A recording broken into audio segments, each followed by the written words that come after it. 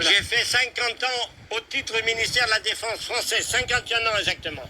Non, non, non. T'as pas de courage, hein? Hein? J'ai pas courage. Non, dis le courage. علاش ما عندكش كوراج؟ هذا عنده فرنسا واحد. علاش ما عندوش كوراج؟ On n'est pas terrible. On a bien vu le fusil là-bas. Quel fusil que vous avez? Oui, une très bonne idée. Le fusil MAS 36. Je ne suis pas allé sur les zones de combat. À l'arrière. À l'arrière. Voilà. La France leur doit beaucoup. Ils ont permis de chasser l'envahisseur, l'ennemi. Moi, j'ai rien fait à côté d'eux. Moi, j'ai été en Indochine. Quand je suis arrivé, c'était fini. Là, il vit là-bas. Les anciens se souviennent, et l'histoire aussi. Le 3 septembre 1939, la Seconde Guerre mondiale vient d'éclater. La France et ses alliés entrent en guerre contre les Allemands. Le Maroc est fortement mis à contribution dans l'effort de guerre. Sidi Mohamed Ben Youssef, alors sultan du Maroc, exprime son soutien inconditionnel et total à la France contre l'Allemagne nazie.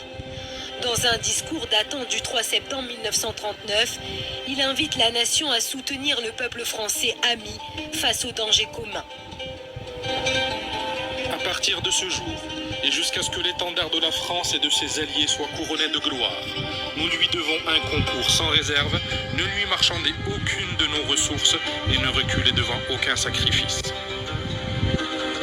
Plus de 80 000 hommes répondront favorablement à l'appel du sultan.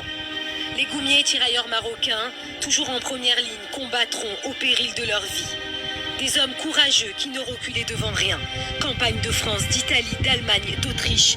Partout où ils pénétraient, d'Autriche, partout où ils pénétraient, les soldats marocains ont fait acte de bravoure pour arracher un territoire des mains du nazisme. La Corse fut le premier territoire français libéré.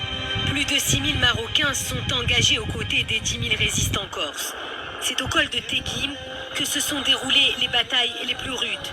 Dans une lutte acharnée en montagne, malgré un manque cruel de ravitaillement et des conditions de vie extrêmement pénibles, les goumiers vaincront.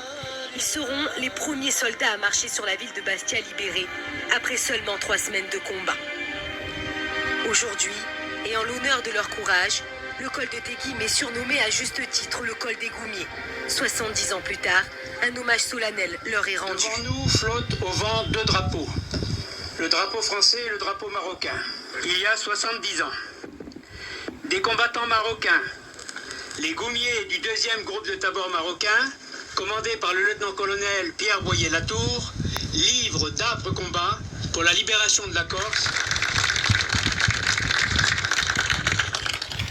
شوف حنا شنو درنا لفرنسا، يعني فديناها بالارواح، وشوف هي ايش عملت فينا، ايش كيعملوا فينا احفادهم. Nous faisons la connaissance sur place de Ernest Bonacotia.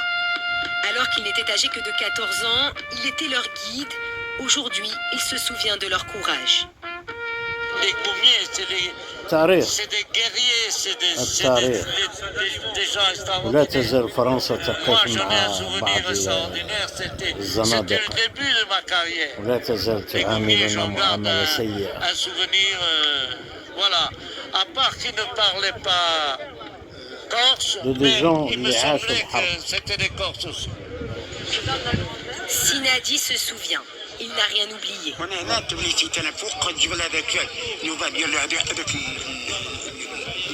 C'est d'ailleurs sur ce même col de Teguim qu'on le surnomma pour la première fois le lion de l'Atlas. Il n'avait alors que 19 ans. Les combats acharnés ont causé la mort de 41 Goumiers, tombés au champ d'honneur. D'autres ont été sévèrement blessés dans ce qui fut la lutte la plus importante pour la libération de la Corse.